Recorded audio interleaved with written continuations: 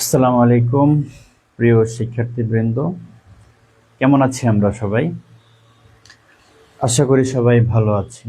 সবাইকে স্বাগত জানাচ্ছি তারেক্স অ্যাডমিশন কটেজের সাধারণ জ্ঞানের আরো একটি নতুন ক্লাসে, নতুন একটি লেকচার।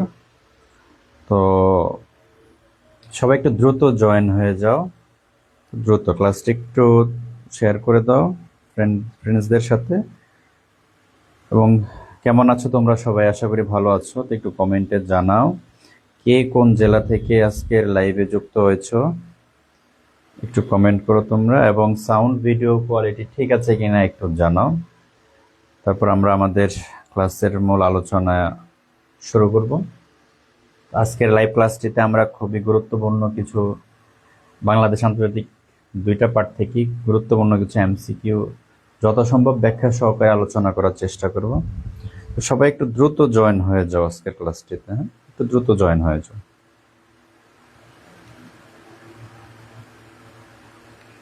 একটু দ্রুত জয়েন হয়ে যাও সবাই। জেরি খান, আসসালামু আলাইকুম ভাইয়া, কেমন আছেন? মায়াবী কন্যা, আসসালামু আলাইকুম স্যার। ওয়ালাইকুম আসসালাম। একটু দ্রুত দ্রুত জয়েন হয়ে যাও সবাই, হ্যাঁ, আমরা শুরু করবো। সঞ্জিদা আক্তার, আসসালামু আলাইকুম। লাইলা বন্নাহার আভা, আসসালামু আলাইকুম ভাইয়া। লাইলা বন্নাহার আভা কেমন আছেন ভাইয়া? যশোর থেকে। মরিয়ম আক্তার, আসসালামু আলাইকুম। রুদ্র সরকার, আসসালামু আলাইকুম ভাইয়া। ওয়ালাইকুম আসসালাম। জেরি খান, অল ক্লিয়ার। আচ্ছা,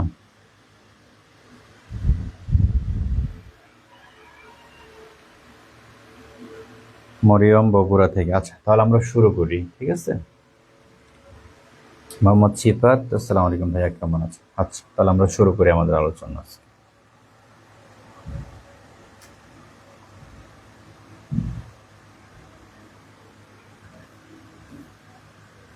দেখো, আমাদের আজকের ফার্স্ট কোয়েশ্চেন যেটা, যে সুন্দরবনে বাংলাদেশের আয়তন কত? একটু মনোযোগ দাও। সুন্দরবনে বাংলাদেশের আয়তন কত? 60%, 40%, 50% নাকি 30%? অর্থাৎ সুন্দরবন এটা কিন্তু শুধু বাংলাদেশ নয়, এটা বাংলাদেশ এবং ভারত। আমরা জানি ধরো এটা যদি বাংলাদেশের মানচিত্রটা অনেকটা এরকম না, হোয়াটএভার, যাই হোক, তাহলে এই জায়গাটাই কিন্তু তোমার সুন্দরবন, অর্থাৎ দক্ষিণ পশ্চিমাঞ্চলে খুলনা বিভাগে, খুলনা বিভাগে তোমার সাতক্ষীরা, বাগেরহাট, এই অঞ্চলগুলোতে। এবং এদিকে আমরা জানি ভারত, ঠিক আছে। সো ভারত এই পাশে, ভারতের এবং বাংলাদেশ দুইটা দেশের এখানে সুন্দরবনটা অবস্থিত। তো এই যে বাংলাদেশের মধ্যে সুন্দরবনের 60% হলো বাংলাদেশের মধ্যে। অ্যান্সার তো বলে দিলাম, তাহলে তোমরা অ্যান্সার করছো হ্যাঁ 60%। জামিলা আক্তার, আসসালামু আলাইকুম ভাইয়া। ওয়ালাইকুম আসসালাম। ক্ষমা তালুকদার, নমস্কার ভাইয়া। হ্যাঁ, মাদি হাসান, 1 আচ্ছা, 60%, ঠিক আছে। সুন্দরবনে বাংলাদেশের কত পার্সেন্ট? 62%। হ্যাঁ, 62, কোথাও 60 আছে, কোথাও 62 আছে। তো পরীক্ষায় যেটা অপশনে থাকে হয় সেটাই দিব, হয় 60 থাকবে, নাহলে 62 থাকবে, এবং আদার্স গুলো থাকবে। 60 এবং 62% দুইটা একসাথে থাকবে না, ঠিক আছে। তো 60 থাকলে 60 দিবা, আর যদি ধরো 62% এভাবে রেফার করা থাকে, উল্লেখ থাকে, তাহলে এটা দিবা, কোনো সমস্যা নেই, যেটা থাকে ওটাই দিবা। কোনো কারণ তোমার মাধ্যমিক বইতে একরকম, ভূগোল বইতে একরকম, উইকিপিডিয়াতে একরকম, ঠিক আছে। তো 62% অ্যারাউন্ড একই জিনিস। সো অ্যান্সার এটাই হবে, ঠিক আছে। তাহলে বাংলাদেশের মধ্যে সুন্দরবনের 60 বা 62%। আচ্ছা, দেন আমরা 2 নম্বর কোশ্চেনটাতে চলে যাই। আচ্ছা, আমরা সুন্দরবন সম্পর্কে পড়ছিলাম না যে বিশ্বের বৃহত্তম বদ্বীপ বাংলাদেশ, বাংলাদেশের বৃহত্তম বদ্বীপ সুন্দরবন, তাই না? মনে আছে তো তোমাদের? আচ্ছা দেখো এই কোশ্চেনটা দেখো, বাংলাদেশের কোন জেলাকে শস্য ভান্ডার বলা হয়? বরিশাল, বগুড়া, দিনাজপুর, সাতক্ষীরা। শস্য ভান্ডার। মেহেদি হাসান রতল, আসসালামু আলাইকুম। ওয়ালাইকুম আসসালাম। আচ্ছা 2 নম্বরটা একটু বলো তো, যে বাংলাদেশের কোন জেলাকে শস্য ভান্ডার বলা হয়? সঞ্জিদা 2-এর এ, 2-এর এ, তাই না? বরিশাল বলতেছো তুমি। বাংলাদেশের কোন জেলাকে শস্য ভান্ডার বলা হয় তাহলে? আচ্ছা ঠিক আছে, 2-এর এ হবে বরিশাল। ঠিক আছে, কোন জেলাকে শস্য ভান্ডার বলা হয়? বরিশাল জেলাকে। ওকে। আচ্ছা দেখো, বাংলাদেশে কিন্তু যুদ্ধের পরবর্তী সময়ে শিক্ষার মান, শিক্ষার হার খুব কম ছিল। তো শিক্ষার হারটাই কিভাবে ইনক্রিজ করা যায়, বৃদ্ধি করা যায় কিভাবে, অন্তত মাধ্যমিক, দেখো বাংলাদেশে কিন্তু প্রাথমিক শিক্ষাটা বাধ্যতামূলক করা হয়েছে, তাই না? সো অন্তত যাতে যেটুকু না জানলেই নয়, যাকে বলে সাক্ষরতা, ওইটুকু নলেজ, হ্যাঁ, জ্ঞান যাতে বাচ্চারা অর্জন করতে পারে, সেজন্য আস্তে আস্তে শিক্ষাটাকে কিভাবে প্রসারিত করা যায়, বৃদ্ধি করা যায়, সব স্তরে পৌঁছানো যায়। ঠিক আছে, সারা দেশে বিভিন্ন উদ্যোগ নেওয়া হয়। তার মধ্যে একটা হলো শিক্ষার বিনিময়ে খাদ্য, অর্থাৎ বাচ্চাদেরকে কাভারেজ করার জন্য, উৎসাহিত করার জন্য খাদ্য প্রদান, খাবার দেওয়া হতো, যাতে অন্তত তারা পড়াশোনা করতে আসে। এই জন্য কি করা হতো? খাদ্য কর্মসূচি গ্রহণ করা হয়। তো এই যে বাংলাদেশে শিক্ষার বিনিময়ে খাদ্য কর্মসূচি, এটা কখন চালু হয়? 1993, 94, 95 নাকি 1990 সাল? তাহলে খাদ্যের বিনিময়ে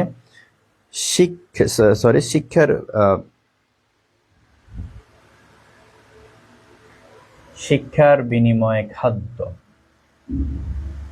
এটা একটু মিস্টেক হয়েছে, এটা হবে খাদ্যের বিনিময়ে শিক্ষা। ঠিক আছে, বিনিময়ে শিক্ষা বা শিক্ষার বিনিময়ে খাদ্য, যেভাবেই থাকুক। সো খাদ্যের বিনিময়ে শিক্ষা, শিক্ষার বিনিময়ে খাদ্য, এটা হয় কত সালে? তাহলে কোনটা অ্যান্সার হবে? 3 নাম্বারটা। আমরা কত 3 নাম্বারে আছি? 1993। ঠিক আছে, শিক্ষার বিনিময়ে তুমি খাদ্য পাবা বা খাদ্যের বিনিময়ে শিক্ষা পাবা। সেটা চালু হয় কত সালে? 1993 সালে। ঠিক আছে। আচ্ছা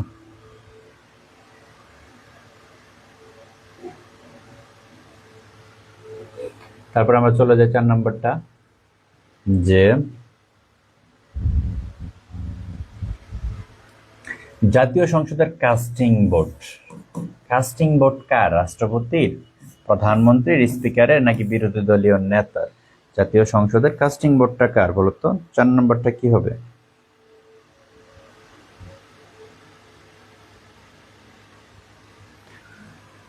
জাতীয় সংসদের কাস্টিং বোর্ড। আচ্ছা কাস্টিং বোর্ডটা কি? What is casting board? আমরা একটু কাস্টিং বোর্ড সম্পর্কে একটু জেনে নেই। কাস্টিং বোর্ড জিনিসটা কি বলতো? ধরো সংসদে একটা অধিবেশন হলো, আমরা জানি বাংলাদেশে এখন নির্বাচন হলো রিসেন্টলি, ত্রয়োদশ জাতীয় সংসদ নির্বাচন 2026, 12 ফেব্রুয়ারি অনুষ্ঠিত হয়েছে। সো খুব শীঘ্রই সংসদের প্রথম অধিবেশন শুরু হবে। সো প্রথম অধিবেশন বা যে কোনো অধিবেশনে ধরো একটা বিল প্রস্তাব করা হলো, কি করা হলো? একটা বিল প্রস্তাব করা হলো। তো বিল প্রস্তাব করার পরে বিলটা পাস হওয়ার জন্য কি লাগে? সংসদে কি লাগে বলতো? অধিক সংখ্যাগরিষ্ঠতা বা 2/3 অধিক সংখ্যাগরিষ্ঠের কি লাগে বলতো? সম্মতি লাগে, তাই না? এখন ধরো একটা বিলে 50% করে, অর্থাৎ একদম হায়ের পক্ষে 50%, নায়ের পক্ষে 50%। এখন এটা কি বিলটা পাস হবে নাকি পাস হবে না? খুবই কনফিউজিং একটা ম্যাটার না? তখন এই কাস্টিং বোর্ড, অর্থাৎ কাস্টিং বোর্ডটা মূলত, তাহলে তুমি অ্যান্সার করছো, হ্যাঁ 4 স্পিকার। তখন স্পিকারকে ভোট প্রদানের একটা ক্ষমতা দেওয়া হয়, অর্থাৎ এই পর্যায়ে, এই সিচুয়েশনে যখন হায়ের পক্ষেও 50%, নায়ের পক্ষে 50%, এই পর্যায়ে এসে স্পিকার তখন ভোট দেওয়ার ক্ষমতা রাখেন। তিনি ভোট দিতে পারবেন, অর্থাৎ তিনি চাইলে হায়ের পক্ষ হইতে পারেন, নায়ের পক্ষ হইতে পারেন, এবং যে পক্ষে তিনি ভোট দিবেন সেটাই কার্যকর হবে। তার মানে কাস্টিং ভোটটা হলো স্পিকার কখনোই ভোটটা দিতে পারবেন যখন সংসদে কোনো বিল কি প্রস্তাব করার পর সেটার পক্ষে বিপক্ষে বা উভয় দিকে কি হয়, 50% সমান ভোট পড়ে। ঠিক আছে, অর্থাৎ হাও জয়যুক্ত হয় না, নাও জয়যুক্ত হয় না। সেই ক্ষেত্রে স্পিকার কি করতে পারেন? কাস্টিং ভোট প্রদান করতে পারেন। কনসেপ্টটা ক্লিয়ার? একটু ক্লিয়ার কিনা জানো, যে ক্লিয়ার একটু কমেন্ট করো। ঠিক আছে,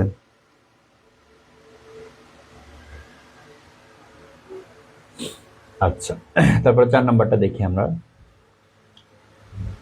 4 নম্বর কোশ্চেনটা দেখো, বাংলাদেশ সংবিধানের সংশোধনের জন্য কত ভোট প্রয়োজন? সংবিধান সংশোধনী, যাকে বলে কনস্টিটিউশন অ্যামেন্ডমেন্ট অফ কনস্টিটিউশন, হ্যাঁ, কনস্টিটিউশন অ্যামেন্ডমেন্টের জন্য সংসদের কত পার্সেন্ট সংসদ সদস্যের ভোট প্রয়োজন? 2/3, অর্ধেকেরও বেশি, 3/4 নাকি সব ভোট? কোনটা বলো তো? 4 নম্বর সঠিক, 5 নম্বরটা কোনটা হবে? সঠিক উত্তর কোনটা হবে? আচ্ছা আচ্ছা, তাহলে বাংলাদেশ সংবিধানের সংশোধনীর জন্য ভোট লাগবে কত বলো তো তোমরা? কমেন্ট করছো তোমরা? হ্যাঁ, 5-এর এ বলতেছে। ওকে, গুড, ভেরি গুড। 2/3, ঠিক আছে। 2/3 অর্থাৎ 3/2 সংসদ সদস্যের কি লাগবে? ভোট বা সম্মতি লাগবে। আচ্ছা,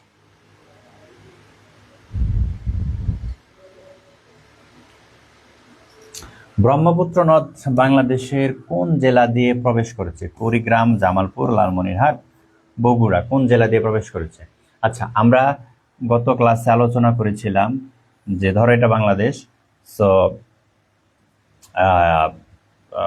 ইন্ডিয়া, বাংলাদেশ, এটা আমরা ধরলাম বিডি, এখানে হলো ইন্ডিয়া, এখানে হলো ধরো এটা সব হলো ইন্ডিয়া। হ্যাঁ, এরকম বাংলাদেশ, ইন্ডিয়া, এদিকে হলো চায়না, তাই না?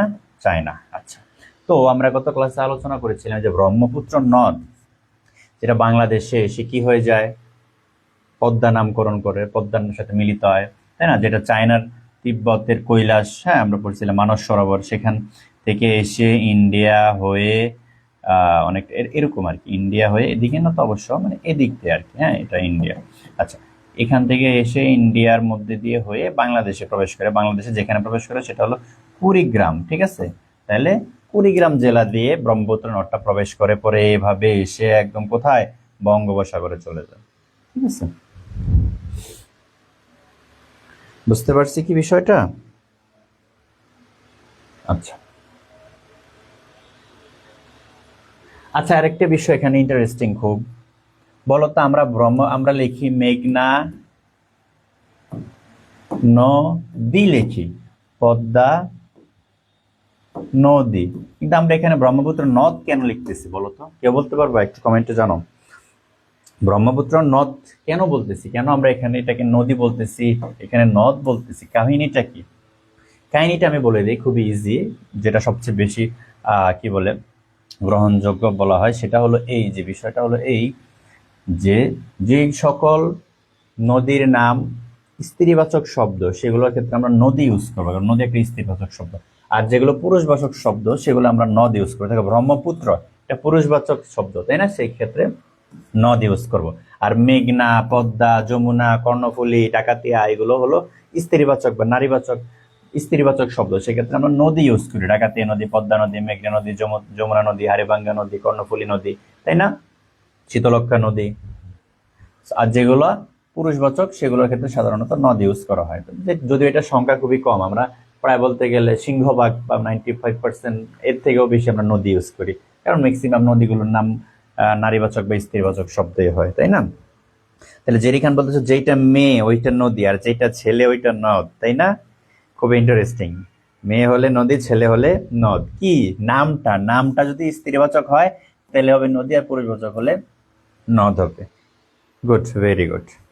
আচ্ছা,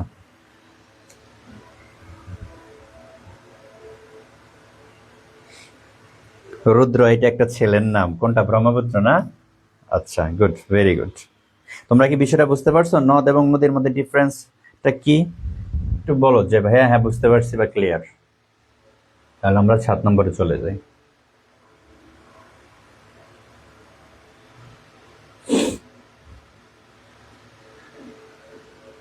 দেখো, লালবাগ কেল্লার নির্মাতা কে? শায়েস্তা খান, শাহজাদা আজম, সম্রাট আকবর, সম্রাট জাহাঙ্গীর? কমেন্ট করো যে লালবাগ কেল্লার নির্মাতা কে।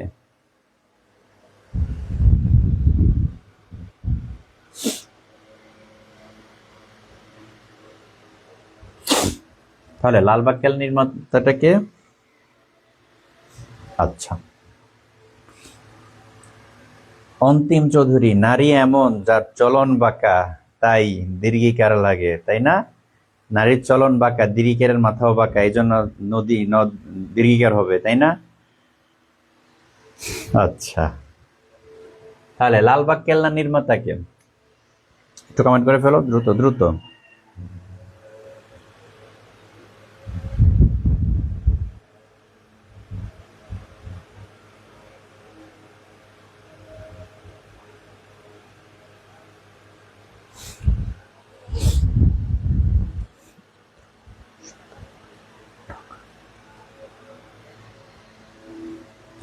লালবাগ কেল্লা নির্মাতাকে বলতেছো তোমরা 7-এর এ, সবাই এ এ এ, কিন্তু সবার উত্তর তো ভুল।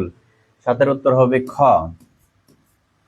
দেখি, শাহজাদা আজম। শাহজাদা আজমকে এই যে সম্রাট আওরঙ্গজেব ছিলেন না, মুঘল সম্রাট আওরঙ্গজেব, ঠিক আছে, আওরঙ্গজেবের তৃতীয় পুত্র ছিলেন, ঠিক আছে, তৃতীয় পুত্র এবং তৎকালীন সুবেদার। শাহজাদা আজম ছিলেন তৎকালীন সুবেদার, ঠিক আছে, আওরঙ্গজেবের তৃতীয় পুত্র, সম্রাট আওরঙ্গজেবের, মুঘল সম্রাট আওরঙ্গজেবের তৃতীয় পুত্র এবং তৎকালীন সুবেদার শাহজাদা আজম। তাহলে লালবাগ কেল্লা নির্মাতা কি? খ নাম্বারটা হবে শাহজাদা আজম, ঠিক আছে, এর সাথে খ হবে। নুসরাত জাহান শম্পা, সাথের খ। আফরিন লাবণ্য, সাথের খ। Good, very good. আচ্ছা, আমরা একটু ফার্স্ট চলে যাই। তারপরে জাতীয় স্মৃতিসৌধের স্থপতি কে? বলো। খুবই ইজি কোয়েশ্চন, তোমরা জানো এটা। যে জাতীয় স্মৃতিসৌধ, মাইনুল হোসেন, মানসারুল ইসলাম, তানবির আহমেদ, মুস্তফা মনোহর জাতীয় স্মৃতিসৌধের স্থপতি। আচ্ছা, তাহলে 8-এর কোনটা হবে? জাতীয় স্মৃতিসৌধের স্থপতি হলেন সৈয়দ মাইনুল হোসেন, ঠিক আছে। আচ্ছা আচ্ছা, তোমরা বলো তো, আমি তোমাদের কাছে কোশ্চেন রাখি। শহীদ মিনার, বাংলাদেশের জাতীয় শহীদ মিনারের স্থপতি কে? বলো। শহীদ মিনারের স্থপতি কে? তোমরা একটু কমেন্ট করে ফেলো। শহীদ মিনারের স্থপতি, হ্যাঁ, 8-এর ক হবে জাতীয় স্মৃতিসৌধের স্থপতি সৈয়দ মাইনুল হোসেন। আর শহীদ মিনারের স্থপতি কে? বলো তো, শহীদ মিনারের স্থপতি।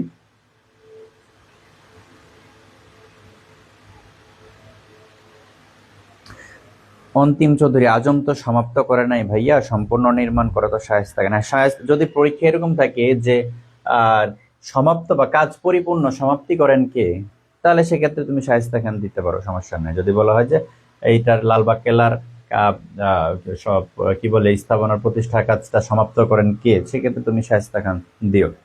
যে শুরু তো করেন তোমার কি বলে আওরঙ্গজেবের তৃতীয় ছেলে, ঠিক আছে, তৃতীয় পুত্র। আচ্ছা, জাতীয় স্মৃতিসৌধের স্থপতি, আচ্ছা, মাইনুল হোসেন। এখন বললাম শহীদ মিনার, জেরি হাসান কামরুল হাসান না, জেরি সরকার কামরুল হাসান না, কামরুল না, অন্তিম Chowdhury Hamidur Rahman. Good, very good. তাহলে শহীদ মিনারের স্থপতি হামিদুর রহমান, ঠিক আছে, হামিদুর রহমান। শহীদ মিনারের স্থপতি কে? হামিদুর রহমান।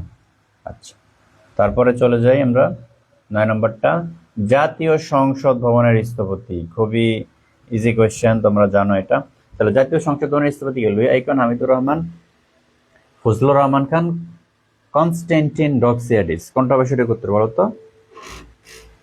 জাতীয় সংসদ ভবনের স্থপতি 9 নম্বরটা। আচ্ছা, লুই আইকন। রমজান মাস, বেশি লেন্দি করা যাবে না, তোমাদেরও কষ্ট হবে, আমারও কথা বলতে বলতে ইয়ে হয়ে যাব, তো আমরা যত দ্রুত সম্ভব চেষ্টা করি, ঠিক আছে। তাহলে জাতীয় সংসদ ভবনের স্থপতি লুই আইকন, ওকে। আচ্ছা, 10 নম্বরটা দেখি, বাংলাদেশের শীতলতম স্থান। বাংলাদেশের শীতলতম স্থান, শীতলতম স্থান কোথায়? শ্রীমঙ্গল, তেতুলিয়া, লালমাই, সীতাকুণ্ড। তেতুলিয়া আমরা জানি, এটা তেতুলিয়া কোথায়? তেতুলিয়া হলো পঞ্চগড়ে, তাই না? লালমাই হলো কুমিল্লা, সীতাকুণ্ড হলো চট্টগ্রামে, এগুলো আমরা জানি। এখন আমাদের 10 নম্বরের কোয়েশ্চেনটা ছিল এটা, যে শীতলতম স্থান কোনটা। তাহলে আমরা জানি উষ্ণতম স্থান, উষ্ণতম স্থান, উষ্ণতম স্থানটা তোমরা কমেন্ট করো, তার আগে আমরা লিখি শীতলতম স্থানটা হলো শ্রীমঙ্গল। শ্রীমঙ্গল হলো সিলেট, তাহলে শ্রীমঙ্গলের বলা হয় লাল খান, লাল খান, ঠিক আছে, শ্রীমঙ্গল লাল খান সিলেটে। তাহলে বাংলাদেশের শীতলতম স্থান। আর উষ্ণতম স্থান কোনটা তোমরা একটু কমেন্ট করে ফেলো। বাংলাদেশের উষ্ণতম স্থান কোনটা? উষ্ণতম,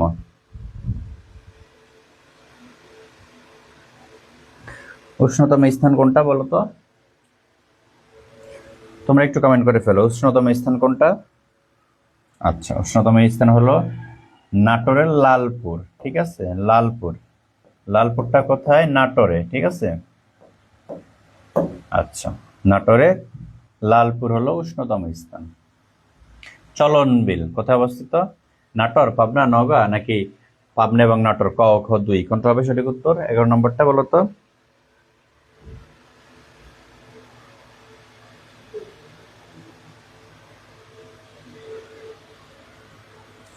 উষ্ণতম স্থান রাজশাহী, জেরি খান। হ্যাঁ, রাজশাহীর নাটোরের লালপুর হবে, রাজশাহী বিভাগের নাটোর জেলার লালপুর স্থান। ঠিক আছে, তাহলে চলন বিল কোথায়? আমরা একটু 11 নম্বরটা বলে ফেলি। চলন বিল, চলন বিল হবে, সঠিক উত্তর হবে ঘ নাম্বারটা। ঠিক আছে, চলন বিল হলো নাটোর এবং পাবনা উভয় জেলার মধ্যে। ঠিক আছে, আচ্ছা 12 নম্বরে চলে যাই আমরা। যে বাংলাদেশের প্রথম আদমশুমারি 1972, 1973, 74, 1975। বাংলাদেশের প্রথম আদমশুমারি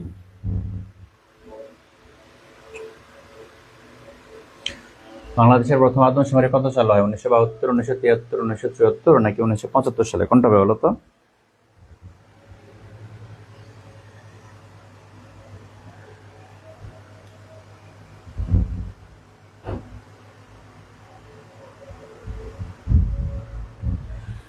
হ্যাঁ, তাহলে বাংলাদেশের প্রথম আদমশুমারি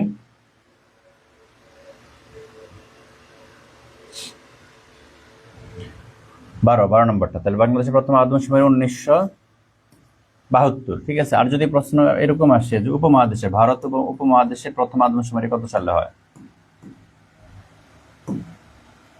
উপমহাদেশের প্রথম উপমহাদেশের প্রথম আদমশুমারি উপমহাদেশের প্রথম আদমশুমারি কত সালে হয় বলো?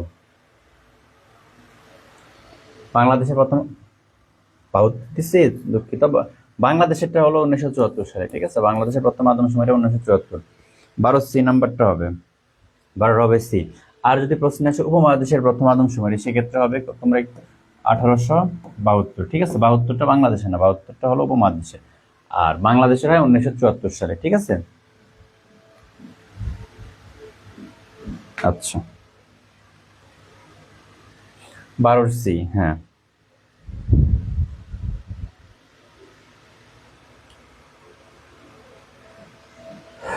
দেখো এবার বাংলাদেশের বৃহত্তম স্থলবন্দর হিলি, বেনাপোল, সোনা মসজিদ, বাংলা বান্ধা।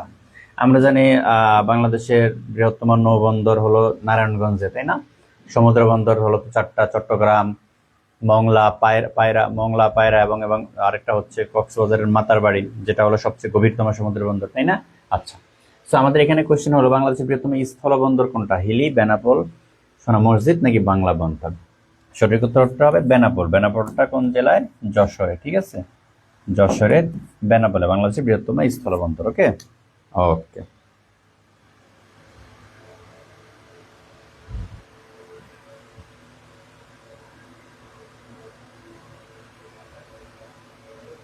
এবার দেখো বাংলাদেশে কত বছর পর পর জনশুমারি হয়?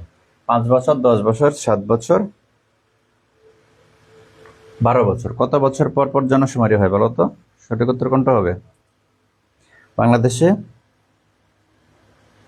কত বছর পর পর জনশুমারি হয়? 5, 10, 7 নাকি 12? সঠিক উত্তর কোনটা হবে?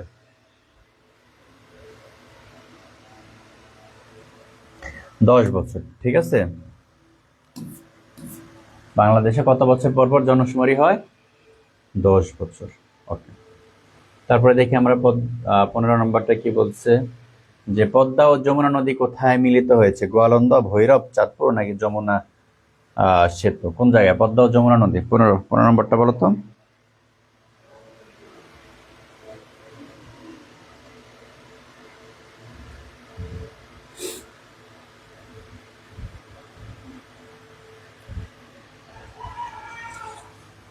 পদ্মা ও যমুনা নদী মিলিত হয়েছে গোয়ালন্দ, রাজবাড়ির গোয়ালন্দ। চাঁদপুরে আমরা জানি মিলিত হয়েছে কি?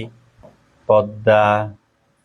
চাঁদপুরে মিলিত হয়েছে কি কি বলতো? আমরা জানি পদ্মা প্লাস মেঘনা প্লাস ডাকাতিয়া, 3টা নদী একসাথে মিলিত হয়েছে, তাই না? ডাকাতিয়া। ঠিক আছে, পদ্মা, মেঘনা, ডাকাতিয়া চাঁদপুরে। আর পদ্মা ও যমুনা মিলিত হয়েছে গোয়ালন্দে। ওকে, আচ্ছা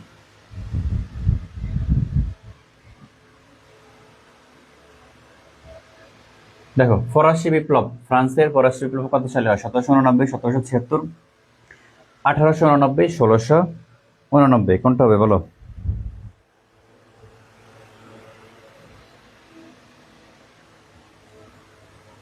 16 নম্বরটা একটু বলে ফেলো। মানে আমরা ইন্টারন্যাশনালে ঢুকে পড়েছি। 15টা বাংলাদেশ ছিল ছিল এখন 16 থেকে বাকি 30 পর্যন্ত ইন্টারন্যাশনাল অ্যাফেয়ার্স। ঠিক আছে, আচ্ছা তাহলে ফরাসি বিপ্লব কত সালে শুরু হয়? দেখো, ফরাসি বিপ্লব শুরু হয় 1789 সালে।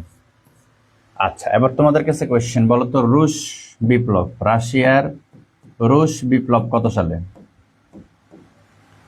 রাশিয়ার রুশ বিপ্লব কত সালে এবং কার নেতৃত্বে? আমরা এগুলো বিগত ক্লাসেও, গত ক্লাসে না তার আগে কোন এক ক্লাসে আলোচনা করেছিলাম।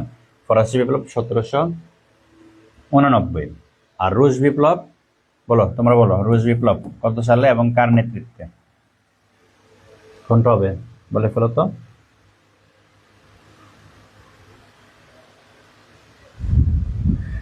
রুশ বিপ্লব কত সালে হয় এবং কার নেতৃত্বে হয়? লিখে ফেলো, আমি লিখবো, যারা পারতেছো তো পারতেছো, আর যারা পারতেছো না তারা কমেন্ট করে ফেলবা, মানে আমি লেখার সাথে সাথে এটা কমেন্ট করে ফেলবা। অন্তিম চৌধুরী 1917, ভেরি গুড। তাহলে রুশ বিপ্লব হয় 1917 সালে, কার নেতৃত্বে? ভ্লাদিমির লেনিনের নেতৃত্বে। লেনিন, ঠিক আছে, লেনিনের নেতৃত্বে 1917 সালে রুশ বিপ্লব হয় রাশিয়ায়। ওকে, তাহলে একটু কমেন্ট করে ফেলো কার কত সালে এবং কার নেতৃত্বে, একটু কমেন্ট করে ফেলো বিষয়টা।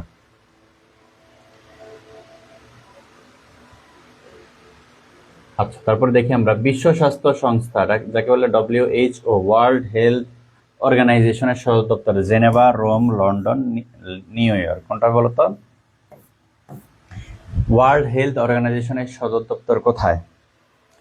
ভ্লাদিমির লেনিন রুশ বিপ্লব, Antim Chowdhury, good, very good. Riya Sarkar 1917, very good. তাহলে এটা বলে ফেলো, বিশ্ব স্বাস্থ্য সংস্থা হু এর সদর দপ্তর কোথায়? World Health Organisation.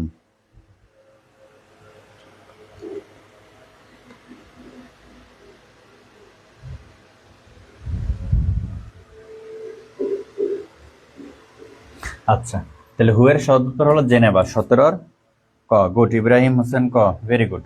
আচ্ছা, 18 নম্বর কোয়েশ্চেনটা দেখি আমরা, থাইল্যান্ডের মুদ্রার নাম। থাইল্যান্ডের মুদ্রার নাম কি? তোমরা একটু কমেন্ট করবা যে ইয়েন, আমরা গত ক্লাসে ইয়েন আলোচনা করেছি, এটা কোন দেশের মুদ্রার নাম? রিঙ্গিত আলোচনা করেছি কোন দেশের? আর ডলারটা আমরা জানি, এটা লিখতে হবে, ডলার আমেরিকা সহ আর অনেক বিভিন্ন দেশের হয়ে থাকে, এটা স্পেসিফিক কোনো দেশের না, এটা অনেক দেশের। হ্যাঁ, কিন্তু ইয়েন একটা নির্দিষ্ট দেশের, রিঙ্গিত একটা নির্দিষ্ট দেশের। আর থাইল্যান্ডের মুদ্রার নাম তাহলে আমরা পেয়ে গেলাম বাত। ঠিক আছে, কমেন্ট করো ইয়েন কোন দেশের, ইয়েন কোন দেশের, আর ইউয়ান কোন দেশের? ইউয়ান বলো, কমেন্ট করে ফেলো, একটু কমেন্ট করে ফেলো।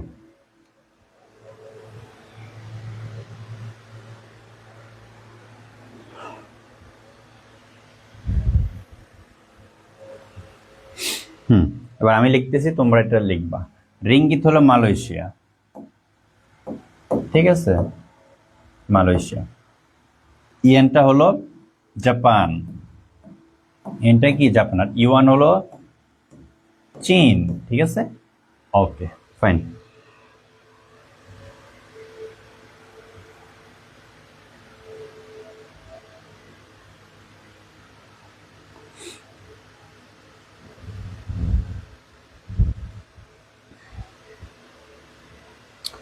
আচ্ছা, তারপর আমরা একটু লিখে ফেলো তোমরা বিষয়গুলা। আমরা 19 নম্বরটাতে চলে যাই। এডিবি, যাকে বলে এশিয়ান ডেভেলপমেন্ট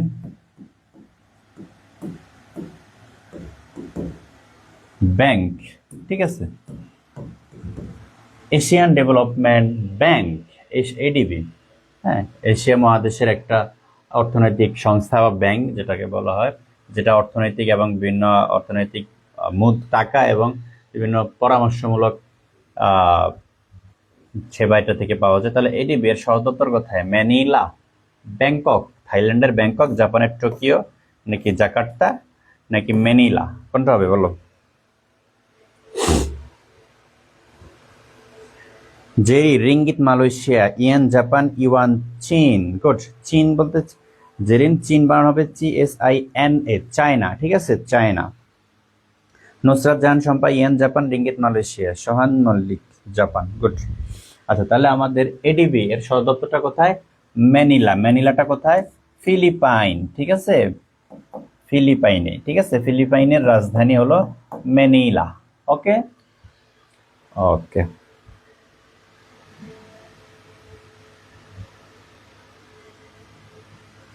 তোমাদের রেসপন্স কমে যাচ্ছে কেন? সবাই রেসপন্স করো, সব যারা লাইভ দেখতেছো। অনেকে শুধু দেখে, লাইভ কমেন্ট করে না। কমেন্ট করতে হবে তো, কমেন্ট করবা। দ্য কোয়েশ্চেন, বিশ্বের first lady prime minister, women prime minister কে? Sirimavo Bandaranaike, Indira Gandhi, Margaret Thatcher, Golda Meir. বিশ্বের প্রথম নারী প্রধানমন্ত্রী, প্রাইম মিনিস্টার, ঠিক আছে, প্রথম প্রাইম মিনিস্টার।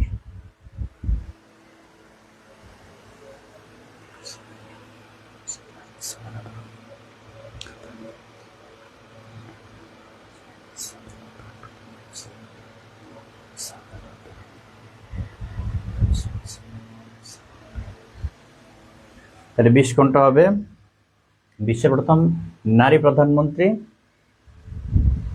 হ্যাঁ, মিতু নাহার বিশ্বের ক, জিম সরকার বিশ্বের ক, নুসরাত জাহান বিশ্বের ক, নুসরাত জাহান শম্পা বিশ্বের ক। Good good, very good. তাহলে বিশ্বের প্রথম নারী প্রধানমন্ত্রী শ্রীমাভো বন্দরনায়ক। আচ্ছা, প্রথম নারী প্রধানমন্ত্রী, কিন্তু যদি বলা হয় প্রথম নারী, প্রথম মুসলিম নারী প্রধানমন্ত্রী, তাহলে কি হবে? প্রথম মুসলিম নারী প্রধানমন্ত্রী, ঠিক আছে। একটা কোয়েশ্চেন কে? হ্যাঁ, আরেকটা কোয়েশ্চেন বলো যে প্রথম নারী প্রেসিডেন্ট, প্রথম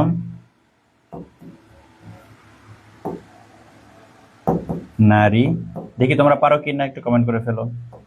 প্রথম নারী প্রেসিডেন্ট, হ্যাঁ, প্রথম মুসলিম নারী প্রধানমন্ত্রী এবং প্রথম নারী প্রেসিডেন্টকে ইনি হলেন প্রথম নারী প্রধানমন্ত্রী, আরেকজন হলো প্রথম মুসলিম নারী প্রধানমন্ত্রী, আরেকজন হলো প্রথম নারী প্রেসিডেন্ট। বলো কোনটা হবে, কি হবে?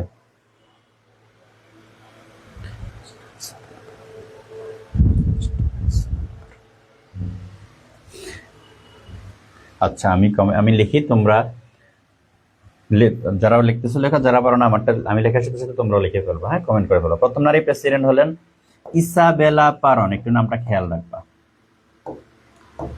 ইসাবেলা পেরন, ইনি কোন দেশের? আর্জেন্টিনা। কোন দেশের? আর্জেন্টিনা, ঠিক আছে। আর যদি প্রথম মুসলিম নারী প্রধানমন্ত্রীর কথা বলা হয় তাহলে অন্তিম সূত্রে বলতেছে বেনজির ভুট্টো। ভেরি গুড, বেনজির ভুট্টো, বেনজির ভুট্টো। উনি কোন দেশের? পাকিস্তান। ভুট্টো, বেনজির ভুট্টো, ঠিক আছে। তাহলে বেনজির ভুট্টো, ভুট্টো সাহেব ছিলেন না? এই যে 1971 সালের 7 মার্চের শেখ মুজিবুর রহমানের একটা ভাষণ ছিল না, সেই ভাষণে উনি বলেছিলেন যে তিনি আমার কথা শুনলেন না, তিনি শুনলেন ভুট্টো সাহেবের কথা, তাই না? ভুট্টো সাহেব, পাকিস্তানের সেই ভুট্টো সাহেব। তাহলে প্রথম মুসলিম নারী প্রধানমন্ত্রী বেনজির ভুট্টো, প্রথম নারী প্রেসিডেন্ট ইসাবেলা পেরন, আর প্রথম মুসলিম নারী প্রধানমন্ত্রীকে শ্রীমাভো বন্দরনায়ক। ক্লিয়ার? বিষয়টা ক্লিয়ার কিনা একটু কমেন্ট করে জানিয়ে দাও। নুসরাত জাহান শম্পা কমেন্ট করছে প্রথম নারী প্রেসিডেন্ট ইসাবেলা পেরন, প্রথম মুসলিম নারী president Benazir Bhutto. Good, very good. Isabella Peron Argentina, Benazir Bhutto Pakistan, Nusrat Imroz Tisha. Good, very good. আচ্ছা, সুয়েজ খাল, সুয়েজ খালে চলে আসি আমরা এবার। খুব ইন্টারেস্টিং কোশ্চেন আরেকটা। সুয়েজ খাল কোন দেশে অবস্থিত? মিশর, তুরস্ক, জর্ডান, সৌদি আরব। সুয়েজ খাল কোনটা হবে বলতো?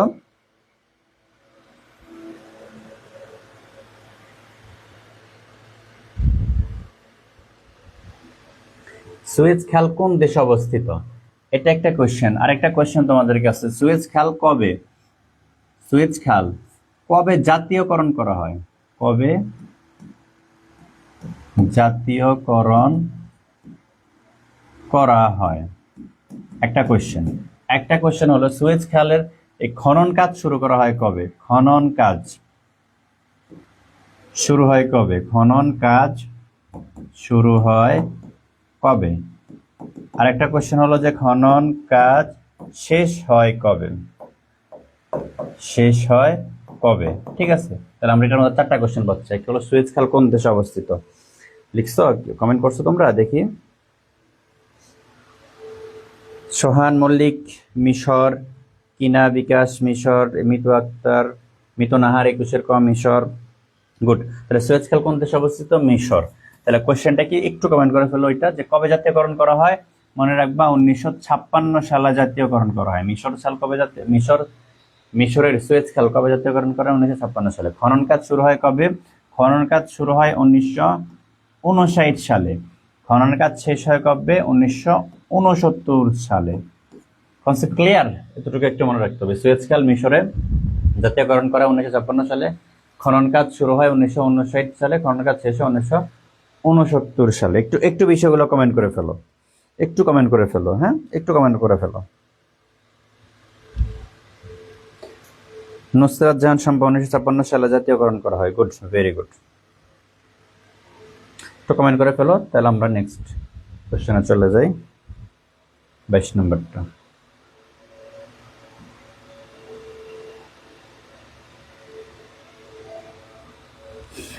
আল জাজিরা,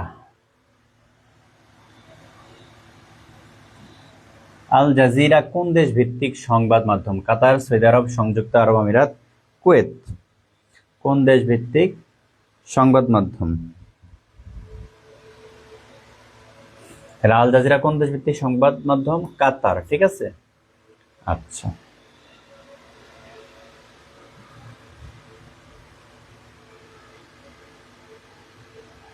হিরোশিমা সেই দ্বিতীয় বিশ্বযুদ্ধের সময় 1945 সালে কি হয়েছিল?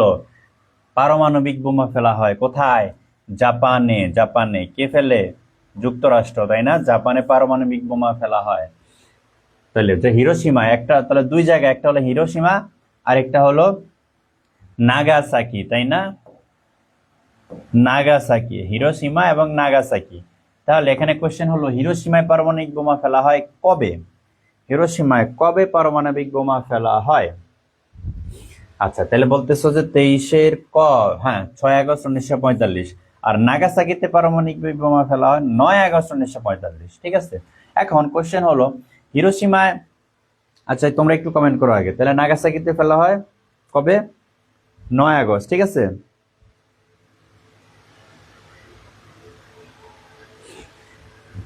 মিতু 6 আগস্ট। আচ্ছা, তাহলে নাগাসাকিতে 9 আগস্ট।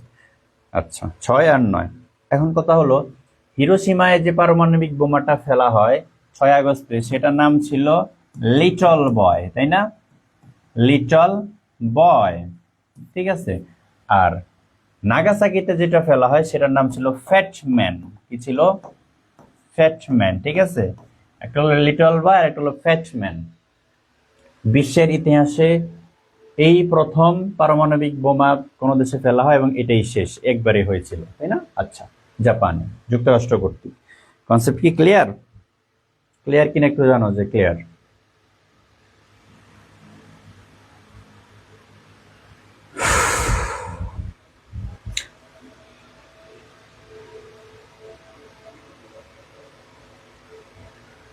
ওকে, দেখো দক্ষিণ তালপট্টি দ্বীপ কোথায় অবস্থিত?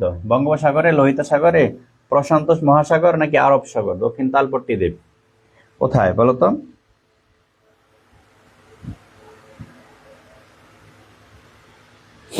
দক্ষিণ তালপট্টি দ্বীপ একটা কোশ্চেন। আরেকটা কোশ্চেন হলো দক্ষিণ তালপট্টি দ্বীপের অপর নাম কি? একটু কমেন্ট করে ফেলবা তোমরা, অপর নাম। যারা পারো তোমরা একটু কমেন্ট করে ফেলো। তাহলে একটা কোশ্চেন দক্ষিণ তালপট্টি দ্বীপ কোথায় অবস্থিত, আর একটা হলো যে এটার অপর নাম কি? আমরা জানি এটা একটা বিরোধপূর্ণ দ্বীপ বাংলাদেশ এবং ভারতের মধ্যে, তাই না? দক্ষিণ তালপট্টি দ্বীপ যেটা অবস্থিত কোথায়? কমেন্ট করছো তোমরা? হ্যাঁ, ভেরি গুড। বঙ্গোপসাগরে। তাহলে দক্ষিণ তালপট্টি দ্বীপের অপর নাম হলো পূর্বাশা। কি? পূর্বাশা বা নিয়মর। পূর্বাশা বা নিয়মর। ঠিক আছে, পূর্বাশা বা নিয়মর। দক্ষিণ তালপট্টি দ্বীপের অপর নাম কি? পূর্বাশা বা নিয়মর। ওকে, আচ্ছা। নুসরাত ইমরুজ তিশা ছেড়াদ্বীপ, না না ছেড়াদ্বীপ না, নুসরাত ছেড়াদ্বীপ না। ছেড়াদ্বীপ তো হলো সেন্ট মার্টিন, কক্সবাজারের সেন্ট মার্টিনের শেষ মাথায় যে তোমার ছেড়াদ্বীপ। ঠিক আছে, নারিকেল জিঞ্জিরা ছেড়াদ্বীপ, সেটা তো হলো কক্সবাজারে। ঠিক আছে, আচ্ছা। এটা কক্সবাজারে না, এটা হলো তোমার এই দিকে, অর্থাৎ খুলনা বিভাগের এই সাইডটা আছে না, ভারতের কাছাকাছি এদিকে তোমার ওইদিকে কক্সবাজার, কি বলে, টেকনাফ বা তোমার ছেড়াদ্বীপ, এগুলো তো হলো মায়ানমারের সাথে, রাইট? ওকে, নেক্সট কোয়েশ্চেনে চলে যাই আমরা 25 নাম্বারটাতে। মোনালিসা চিত্রকর্মটির শিল্পীকে? Leonardo da Vinci, Pablo Picasso, van Gogh, Salvador Dali. কোনটা হবে? মোনালিসা চিত্রকর্মটির শিল্পী, তাহলে মোনালিসা কর্মটির শিল্পী হলো লিওনার্দো দা ভিঞ্চি, 25-এর ক, ঠিক আছে। আচ্ছা, তারপর 26 নম্বরটা দেখি আমরা। দেখো তোমার ভূমধ্য সাগর আটলান্টিক মহাসাগরকে যুক্ত করেছে কোন প্রণালী? অর্থাৎ ধরো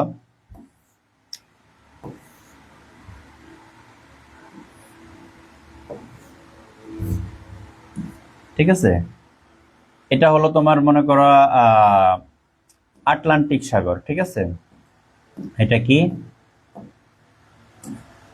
আটলান্টিক সাগর, ওকে, আটলান্টিক। আর এটাকে আমরা ধরলাম ভূমধ্য সাগর, আর এটা হলো একটা স্থল দেশ। তাহলে এখান থেকে আটলান্টিক থেকে ভূমধ্য সাগরে আসতে হলে কি করতে হবে? এই পুরো অঞ্চল ঘুরে আসতে হবে, তাই না? আচ্ছা, তাহলে তখন কি হয়, এখানে একটা সুন্দর কি আছে, প্রণালী আছে, এই মাঝখান দিয়ে একটা প্রণালী আছে, এত বড় না, এই প্রণালী দিয়ে কি হয়, সহজে এইখান থেকে এই সমুদ্র, এই সাগর থেকে, এই মহাসাগর থেকে এই মহাসাগরে চলে আসা যায়। এবং এই যে আসার যে প্রণালীটা, এটার নাম হলো কি বলো তো, তোমরা বলো কি হবে? ভূমধ্য সাগর থেকে আটলান্টিক মহাসাগরে আসার বা আসা যাওয়ার প্রণালীটার নাম কি? 26, সেটা হলো জিব্রাল্টার প্রণালী, ঠিক আছে, জিব্রাল্টার। তাহলে এটার নাম কি? জিব্রাল্টার প্রণালী। ওকে, 26-এর ক। এটা কি জিকে ক্লাস করতেছি না মনে হচ্ছে যে সায়েন্স ক্লাস করতেছি, রাইট? Biology class. আচ্ছা, এরপরে দেখি আমরা যে ইউনিসেফ কিসের জন্য কাজ করে? শিশু কল্যাণ, পরিবেশ, খাদ্য, কৃষি। আচ্ছা, ইউনিসেফের ফুল ফর্মটা জানা আছে তোমাদের? একটু কমেন্ট করে ফেলো তো। ইউনাইটেড নেশনস, এটা পরীক্ষায় আসে অনেক সময়। ইউনিসেফের full meaning United Nations international, United Nations international children emergency fund. Emergency fund যাকে বলা হয় ইউনিসেফ। তাহলে ইউনিসেফ কিসের জন্য কাজ করে?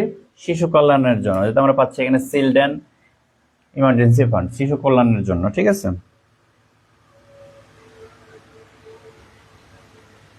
আচ্ছা, তারপরে দেখি আমরা 28 নম্বরটা। আয়তনে এশিয়ার ক্ষুদ্রতম দেশ? মালদ্বীপ, সিঙ্গাপুর, কাতার, ভুটান। তাহলে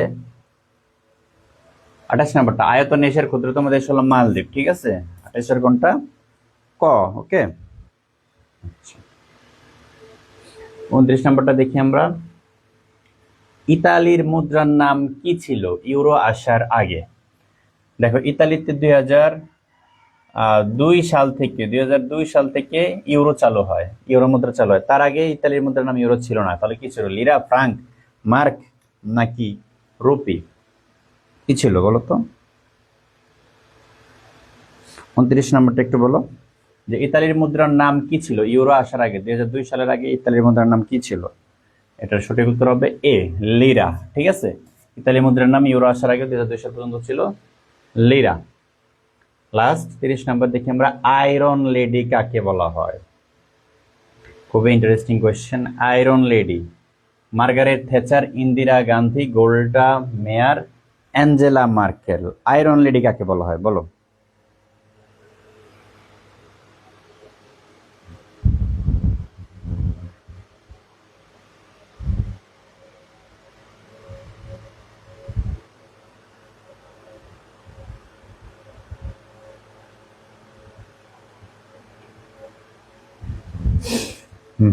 আয়রন লেডি কাকে বলা হয় তাহলে? আচ্ছা, দেখো, মার্গারেট থেচার, আয়রন লেডি বা লৌহ মানব বা লৌহ নারী, যাই বলো, লৌহ মানব মানে এটা কি? উনি মূলত ছিলেন যুক্তরাজ্যের প্রথম নারী প্রধানমন্ত্রী। যুক্তরাজ্যের প্রথম নারী প্রধানমন্ত্রী, যুক্তরাজ্যের প্রথম নারী প্রধানমন্ত্রী। কে তাকে আয়রন লেডি নামকরণ করে? তৎকালীন সোভিয়েত ইউনিয়ন, তৎকালীন সোভিয়েত ইউনিয়ন এই নামকরণ করে। তাইলে যুক্তরাজ্যের প্রথম নারী প্রধানমন্ত্রী ছিলেন মার্গারেট থেচার, আয়রন লেডি, লৌহ মানবী। হ্যাঁ, ঠিক আছে। তাহলে সোভিয়েত ইউনিয়ন, তিনি প্রধানমন্ত্রী ছিলেন তোমার 1979 থেকে 1990 সাল পর্যন্ত। 1979 থেকে 1990 সাল পর্যন্ত তিনি প্রধানমন্ত্রী ছিলেন। কেন তাকে সোভিয়েত ইউনিয়ন এই নামকরণ করা হয়? কারণ তিনি মূলত সোভিয়েত ইউনিয়ন আমরা জানি যে সমাজতন্ত্র ছিল সেখানে, বাট যুক্তরাজ্যের মধ্যে তিনি সমাজতন্ত্রের পরিবর্তে মুক্ত কি বলে এটাকে ক্যাপিটালিজম বা মুক্ত পুঁজিবাদের চর্চা করেছেন। তিনি হলেন মার্গারেট থেচার, এবং তিনি কি করেন? তার ধীর নেতৃত্বের কারণে যুক্তরাজ্যের মধ্যে সোভিয়েত ইউনিয়ন তার সমাজতন্ত্র প্রতিষ্ঠা করা বা এখানে নাক গলানো, এটা তিনি সোভিয়েত ইউনিয়ন এটা যুক্তরাজ্যের মধ্যে করতে পারে নাই। কার কারণে? মার্গারেট থেচারের কারণে। তিনি অত্যন্ত ধীর নেতৃত্বের অধিকারী ছিলেন, এই কারণে সোভিয়েত ইউনিয়ন তাকে নাম দেয় আয়রন লেডি বা লৌহ মানবী। কনসেপ্ট কি ক্লিয়ার কিনা একটু বলো তো? সোহান মালিক 31-এর এ, 31 তো নাই, ঠিক আছে। আচ্ছা, তাহলে আজকে আমাদের লাইভ ক্লাস এতটুকুই। একটু পর আমাদের পেইড ক্লাস শুরু হবে, সবাই যুক্ত হয়েও। তো আজকে এতটুকুই, সবার জন্য শুভকামনা রইল, ভালোভাবে প্রিপারেশন নিতে থাকো, ভালো থাকো সবাই। আসসালামু আলাইকুম, আল্লাহ হাফিজ।